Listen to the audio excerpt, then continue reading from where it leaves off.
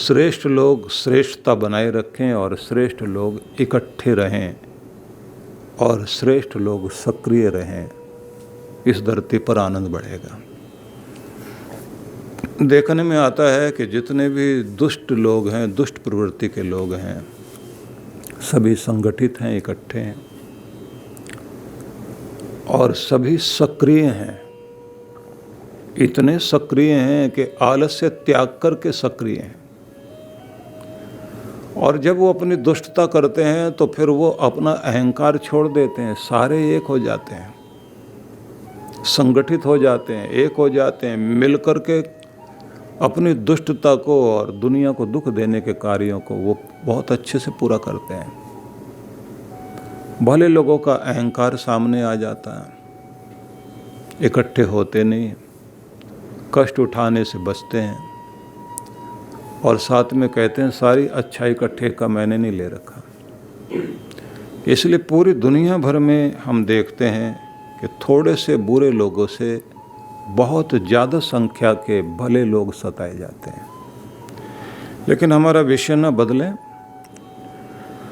हम लोग जिस बिंदु से इस यात्रा में आगे बढ़ रहे थे वह महत्वपूर्ण बिंदु था कि आपके लिए कहा गया था कि हम जागृत हों, उठें और अपने आनंद की, अपने ईश्वर की तलाश करें। उपनिषदों ने उस आनंद के विषय में बताया कि वह आनंद क्या है। तो बताया गया, आनंदात खलु इमानि भूतानि जायन्ते। प्राणी मात्र जो है वो आनंद से ही उत्पन्न होते हैं और प्रत्येक मनुष्य इस दुनिया में एक ही चीज़, जीव जंतु सभी लोग एक ही प्रयास करते हैं। दुख से बचना हर कोई चाहता है और अपनी अपनी खुशी हर कोई ढूंढ रहा है। उस खुशी में आदमी जीना चाहता है, उसी खुशी के साथ में मरना भी चाहता है। इसलिए जो ये कहा जाता है, जब हम पैदा हुए जग हंसा हम रोए, बस ऐसी करनी कर चलो हम हंसें और जग रोए। मतलब लोगों के आँखों में प्रेम के आंसू रहें हमारे बिछड़ने के, लेकिन हमें तो मरना भी हो तो हंसते मुस्कराते हुए मरें। आनंद में जीना चाहता है आदमी, आनंदित रहते हुए सांस लेना चाहता है और आनंद में समाहित होना चाहता है। और सब लोग सपने दिखाते हैं कि आ लेके चलूं तुम्हें ऐसे नीले गगन के तले, जहाँ गम भी ना हो, आंसू भी ना हो, बस प्यार ही प्यार फले। दुनिया के किसी कोने में ऐसा कोई स्थान हो, थोड़ी देर के लिए लगेगा कि बहुत अच्छा स्थान है, थोड़ी देर के बाद वही नरक बनने में देर नहीं लगती। इसलिए लोग कहते हैं कि किसी एक पहाड़ पर एक सुखी आदमी रहता था, अकेला था तो सुखी था। एक सुखवती वहाँ पहुँच गई। अब उसके बाद ना वो सुखी ना वो सुखी, क्योंकि जहाँ कहीं बैठेंगे आदमी सुखी राम कम होता है और दुखी राम होने में उसे देर नहीं लगती।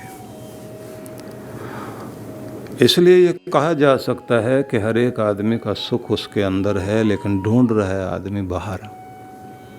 आनंद से हमारी यात्रा शुरू हुई थी, आनंद में हम जीना चाहते हैं। आनंद के लिए संबंध है और आनंद के लिए साधन है, आनंद के लिए ही हमारा सारा एफर्ट है, आनंद के लिए ही सारी यात्राएं हैं। घरों का नाम लोग आनंद निवास रख लेते हैं, आनंद निकेतन रख लेते हैं, लेकिन वह आनंद नाम का आदमी जरूर रह सकता है, लेकिन आनंद नहीं रह पाता। क्योंकि आनंदित होने के लिए हम लोगों के लिए बड़ी समस्याएं हैं। मैं विदेश में था तो वहाँ मैंने लोगों से पूछा कि जीवन का सुख क्या है, आनंद क्या है। क्योंकि वो मेरे से कह रहे थे कि आप बताइए आप किस विषय को लेंगे। मैंने कहा आप लोग बताइए क्या विषय आप चाहते हैं। बोले जीवन के आनंद के विषय में या जीवन को सुखी करने के विषय में आप बताइए। मैंने कहा आप लोग किस चीज़ को सुख मानते हैं। बोले हमारे यहाँ तो यूरोप हो या अमेरिका हो, 5 चीज़ों को सुख माना जाता है। बोले सब लोग उसी को चाहते हैं। मैंने कहा वो क्या है? बोले सैलरी जो है वो अमेरिकन सैलरी होनी चाहिए, मतलब आदमी की कमाई जो है डॉलर में होनी चाहिए, बस ये पहला सुख है। मैंने कहा इसमें आपका आनंद है? बोले हाँ साहब इसी में आनंद है। मैंने कहा उसके बाद बोले कार जो है ना वो भी एक आनंद है यहाँ, लेकिन वो कार जो है वो जर्मन कार होनी चाहिए, मतलब वहाँ की जो BMW से लेकर के OD और वो जो भी होती होंगी। तो मैंने कहा ये 2 हो गए, मैं भी गिनती गिन रहा था, वो बताते जा रहे थे। मैंने कहा अब और तीसरा बताइए। मैं सोच रहा मंत्र बता रहे होंगे। उन्होंने कहा जो हाउस है व्यक्ति का ब्रिटिश हाउस होना चाहिए, तीसरे नंबर की खुशी इसमें है। ब्रिटिश लोग जैसे रहते हैं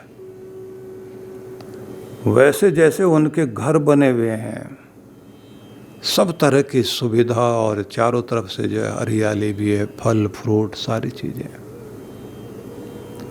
ऐसा जो है घर होना चाहिए। तो 3 चीज़ें सुख की हो गई। मैंने कहा चौथे? बोले वाइफ जो है इंडियन होनी चाहिए। वाह वाह वाह। बोले आधी परेशानी तो यहीं से होती है। मैंने कहा 5वां? बोले 5वां ऐसा भोजन होना चाहिए जैसे चाइनीज लोग करते हैं, किसी का भी पेट निकला हुआ नहीं है, थोड़ा थोड़ा ये करके, और उसके बाद वो जो चाय पीते हैं और जो गर्म पानी पी के रखते हैं। तो मैंने कहा ये तो हो गया आपका सुख। बोले, मैंने कहा दुख? बोले उल्टा हो जाए तो? मैंने कहा उल्टा से मतलब क्या है? बोले कार अमेरिकन हो जाए और खाना जर्मन हो जाए, हाउस जो है वो चाइनीज हो जाए, छोटे छोटे घर में कहाँ बसे हुए लोग कैसे दड़बे में रह रहे हों, जैसे मुर्गियों का दड़बा होता है, और वाइफ जो है ब्रिटिश हो जाए। मैंने कहा उसमें क्या प्रॉब्लम है? बोले साहब यहाँ ये कहा जाता है, वो 2W है या 3W है, शायद 3 ही है। बोले एक तो यहाँ वेदर का कोई भरोसा नहीं है, एक वाइफ का कोई भरोसा नहीं है, कब मौसम बदल जाए और कब वाइफ का दिमाग बदल जाए और उसकी अंगूठी उतार के फेंक दे, ये पड़ी तुम्हारी। तीसरा वो वाइन कहते हैं, अब वो तो उनकी ड्रिंक होगी जो भी है। उसके साथ में कहते हैं कि हमारा जितना भी ये इंटरनेट में उसमें भी जो है ना वो www जो करते हैं ना, ये लिखते हैं। बोले उसका मतलब यही होता है कि ऐसी चीज़ खुलने जा रही है जो बार बार आपका, क्योंकि मन भी बदलने को तैयार रहता है ना, बदलाव में आपका मनोरंजन, बदलाव में वैरायटी वाली चीज़ें, तो उनका सुख उसमें है। और दुख कैसे बदल जाए वो, कि उल्टा हो जाए। दुनिया भर के देशों में 5 देशों को माना जाता है सबसे ज़्यादा लंबी आयु वाले और ज़्यादा खुशहाल लोग हैं, और उसमें जो है एक देश का नाम अपनी जगह हमेशा ही रहता है, स्विट्ज़रलैंड का। लेकिन हम चर्चा कर रहे थे शास्त्र की, और वो शास्त्र की चर्चा रह जाए और हम लोग ये 3W में फंस जाएं, वो ठीक नहीं है। इसलिए हम लोग फिर आगे बढ़ते हैं। हमारे यहाँ ये कहा जाता है कि ठीक है तुम्हारे 5 सुख होंगे तो हमारे भी 5 सुख हैं। हमारे 5 सुख में माना जाता है कि जीवन का पहला सुख जो है वो आरोग्यता है। आपकी हेल्थ अगर ठीक है तो जीवन का सबसे बड़ा सुख है, क्योंकि आपकी ज़िंदगी की लिस्ट को 2 तरह से बनाया जा सकता है। एक लिस्ट वह है जो आप पैसे से खरीद सकते हैं, और एक लिस्ट की चीज़ वो हो सकती है, सूची में लेकर आइए, जो पैसे से नहीं खरीदी जाती, और जब आप उनको हिसाब लगा के देखेंगे, जो पैसे से नहीं खरीदी जा सकती और आपकी ज़िंदगी में है वो ज़्यादा कीमती है। आपकी नींद वो पैसे से नहीं आती, आपका प्यार, आपका विश्वास, आपकी सेहत, भरोसा, आपकी मित्रता, बहुत सारी चीज़ें हैं ऐसी करके आप गिनते चले जाइए, वो पैसे से नहीं मिला करते। मतलब आप जो नौकर ले आएंगे, सेवक और वफादार आदमी, वफादारी खरीदी नहीं जा सकती। और अगर खरीद ले कोई आदमी तो उसे वफादारी नहीं कहा जाता, क्योंकि उससे ज़्यादा पैसे दे करके दूसरा खरीद लेगा। फिर जो खरीदी जा सकती है तो वो वफादारी नहीं, वो प्यार नहीं है, वो सेवा भी नहीं है। तो दो लिस्ट हो गई जिंदगी की। एक जो पैसा दे कर के आप खरीदते हैं, पैसा देकर जितनी भी चीज़ें खरीदी जाती हैं वो ऐसी चीज़ें हैं कि वो कब बदल जाएं और कब उसके द्वारा आपको दुख मिलने लग जाए। उस लिस्ट के बारे में अगर हम लोग बात करते हैं तो एक लंबी चौड़ी चर्चा उसके लिए हो जाएगी, क्योंकि बहुत नाप तोल करके समय होता है हमारे पास सुबह का, और उस समय में हम लोगों ने बहुत सारी चर्चाएं करनी है।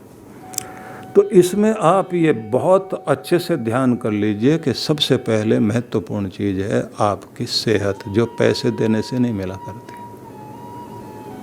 पैसे से आप जिम खरीद सकते हो, इंस्ट्रक्टर खरीद सकते हो, लेके आ जाओगे, बढ़िया दवाइयाँ आप ला सकते हो, लेकिन सेहत नहीं मिलेगी। जैसे विद्या जो है वो पैसे देने से नहीं मिलती। अच्छे स्कूल की फीस आप दे सकते हो, लेकिन अमीर का बेटा पढ़ना ही नहीं चाहता। प्रोफेसर अपने बच्चे को पढ़ाना चाहता है, उसकी बुद्धि काम ही नहीं कर रही, वो कहता है ये तो फालतू का आदमी है। मेरी माँ इसके बारे में जो रात में बताती है खड़े होकर, जब झगड़ा होता है ना घर में, उस समय कहती है तो 2 पैसे का आदमी भी नहीं है। वो बच्चे को लगता है कि इसका काम मैं क्यों करूं, प्रोफेसर मैं क्यों बनूं। पति पत्नी जब झगड़ते हैं ना तो बच्चे जो है उसके बाद दोनों कहे ना माँ बाप की इज्जत किया करो, वो कहते हैं हमें पता है आप दोनों कितनी इज्जत करते हो और दोनों क्या हो, दोनों खुद ही परिचय देते हो एक दूसरे का।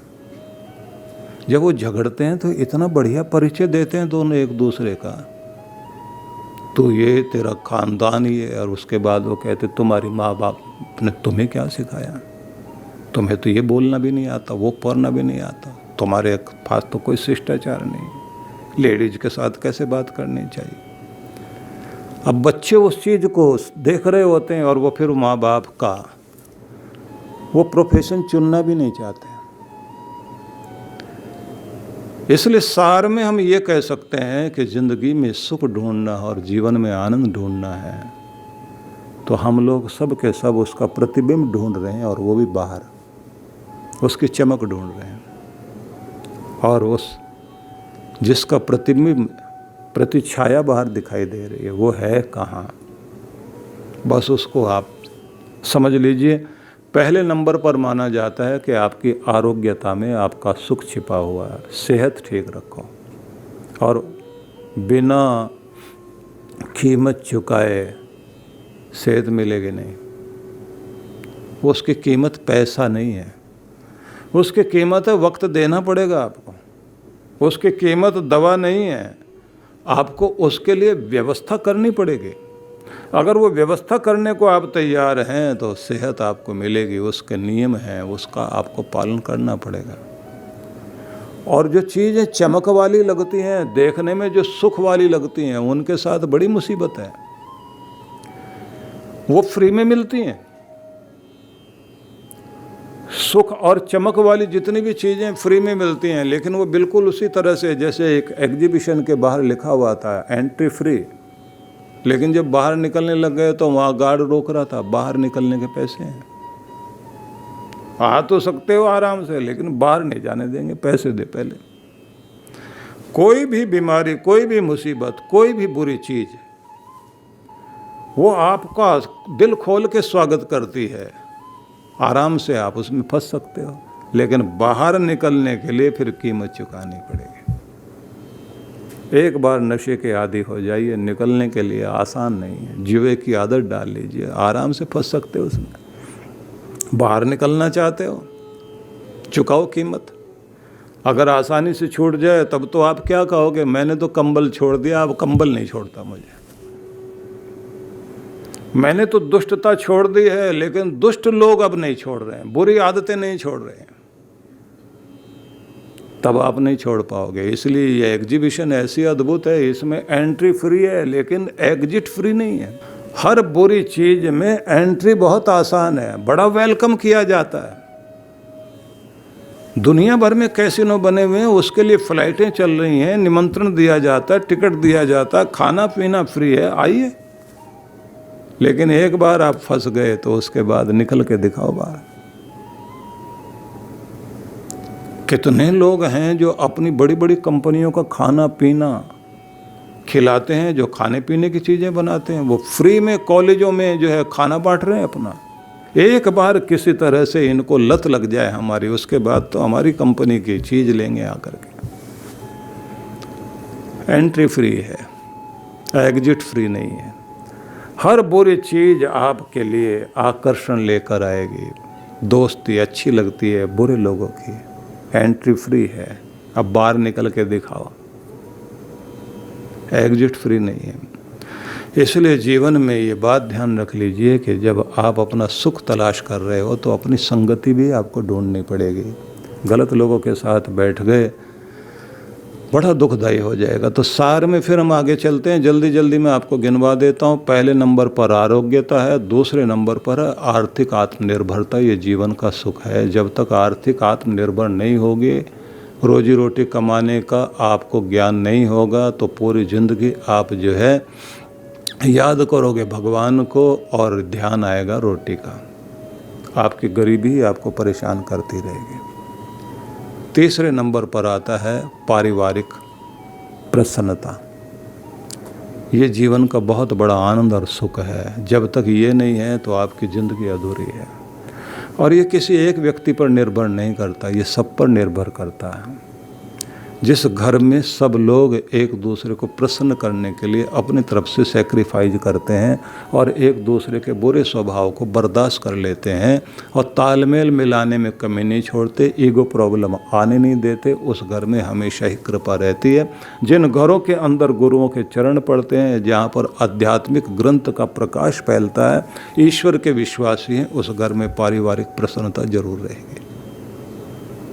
इसलिए अपने आनंद को खोजने के लिए बाहर जाने की ज़रूरत नहीं है, अपना कर्तव्य निभाना शुरू कर दीजिए। तीसरे नंबर पर आएगी ये पारिवारिक प्रसन्नता।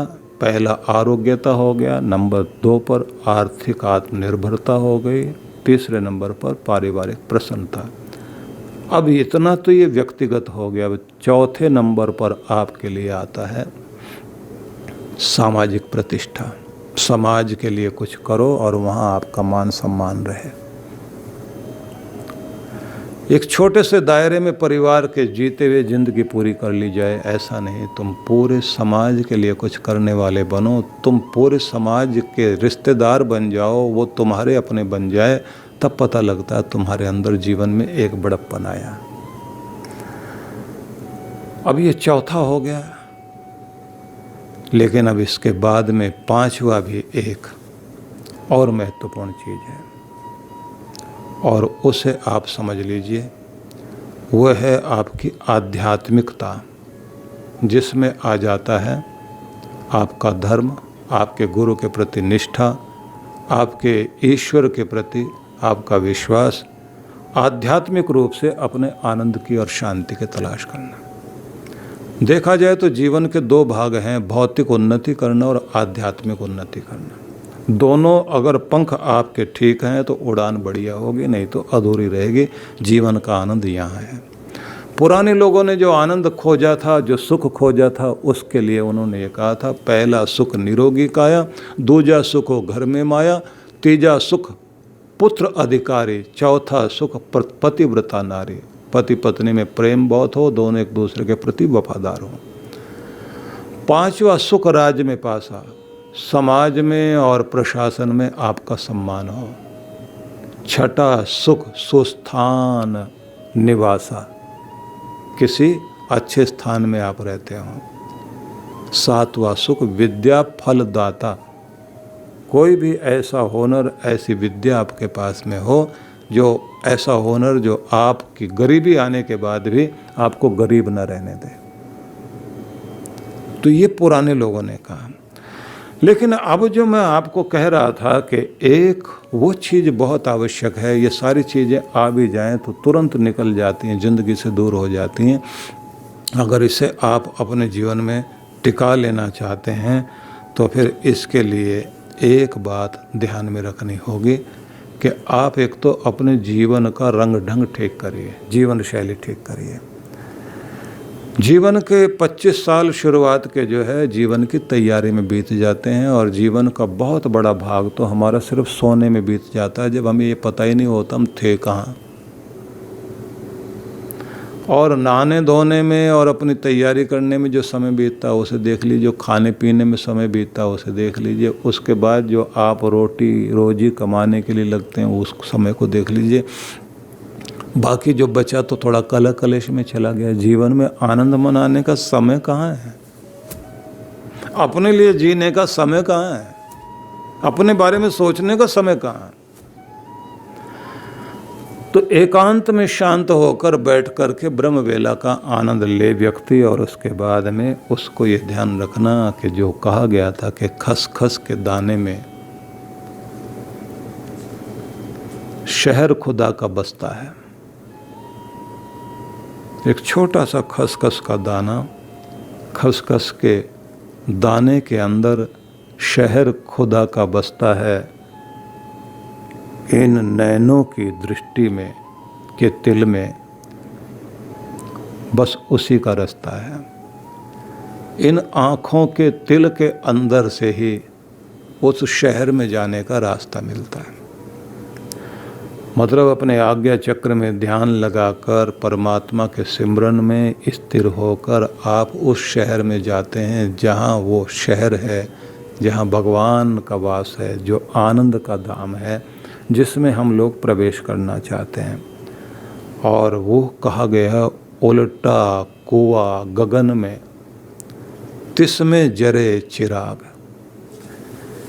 आकाश के अंदर एक उल्टा कुआं है, उसके अंदर एक चिराग जल रहा है। कुएं के अंदर झांक कर आप देखें कभी दिन में, तो उसके अंदर से जो आकाश में रोशनी होती है तो वो रोशनी उसके अंदर, बहुत गहरा कुआं हो तो पानी के अंदर वो चमक दिखाई देती है। और फिर झांक करके देखो तो आपका चेहरा भी दिखाई देता है। लेकिन ऐसा कोई कुआं हो जो आकाश में हो और उल्टा हो और उसमें कोई चिराग जल रहा है, कोई रोशनी जल रही है, कि बस ऐसा एक उल्टा कुआं है। और वो आकाश कौन सा है? शून्याकाश है। अब ये शून्याकाश क्या है? जब आप ध्यान में बैठते हैं, विचारों से शून्य हो जाते हैं, मस्तिष्क खाली हो जाता है, तो जैसे मन शांत हो गया तो संसार बाहर रह जाता है। क्योंकि जब तक आपका मन चल रहा है तब तक उसमें संसार चल रहा है। जैसे मन शांत हुआ तो संसार पीछे, जैसे आप किसी मेले में से होकर के किसी जंगल में चले गए हों और वहाँ ऊंची जगह खड़े होकर पीछे देखते हैं वो मेला जहाँ इतना शोर शराबा चल रहा है, और अब मैं उस दुनिया में आ गया हूँ जहाँ शांति है, आनंद है, और बचपना दिखाते हुए लोग पीछे हैं। कोई मिठाई के लिए दौड़ रहा है, कोई घोड़े पे बैठने के लिए दौड़ रहा है, कोई झूला झूलने के लिए दौड़ रहा है, कोई खरीदारी में लगा हुआ, कोई अपने बच्चे के पीछे महिला भाग रही है, और कोई कैसी हरकत करने में लगा हुआ है। तो बाहर आप देख रही, ये था संसार, ये मेला था। और अब मैं खड़ा हुआ वहाँ जहाँ शांति है, और वहाँ ठहरने के बाद वो वहाँ से दरवाज़ा बंद कर देता, मतलब बाहर के पट बंद कर दे और अंदर के पट खोल ले। क्योंकि जैसे ही आप बाहर के पट बंद करते हैं, जिसको कहते हैं ना, सुमरन मन लगाए के मुख से कुछ ना बोल। तुम सिमरन में अपना मन लगाओ और मुख से कुछ नहीं बोलो, मतलब मौन धारण कर लो, शांत हो जाओ, बाहर के पट बंद कर और भीतर के पट खोल। अब बाहर के पट तो बंद हो गए, भीतर के पट खोल और अपने भगवान के ध्यान में जा। तो जब आप शून्याकाश में जाते हैं तो वहाँ गगन के मध्य एक अमृत का कुआं है। तो ब्रह्मरंध्र में ध्यान आपका टिक गया।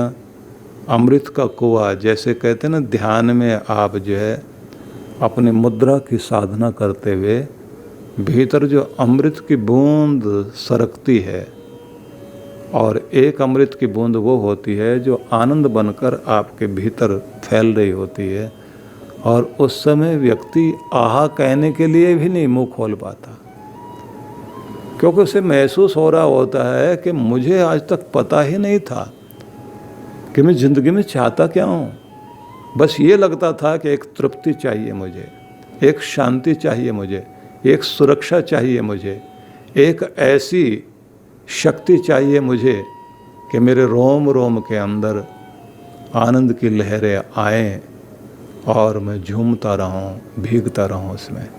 तो अब वो आनंद की एक एक बूंद गिरती है और मैं उसमें आनंदित हो रहा हूं। इसलिए जो ये कहा गया था कि एक स्वस्थ और सुखी व्यक्ति की जिंदगी का जो आनंद है, बस उसको जोड़ते चले जाओ, जोड़ते चले जाओ, लाखों गुना बढ़ाते बढ़ाते किसी एक बिंदु पर पहुंच जाए कि ये है वो आनंद जो ब्रह्म पद का आनंद है। उस ब्रह्म पद के आनंद को तुम समाधि में भोगते हो। अब उसकी भी विधि है, उस विधि को सीखना है गुरु की शरण में जाकर।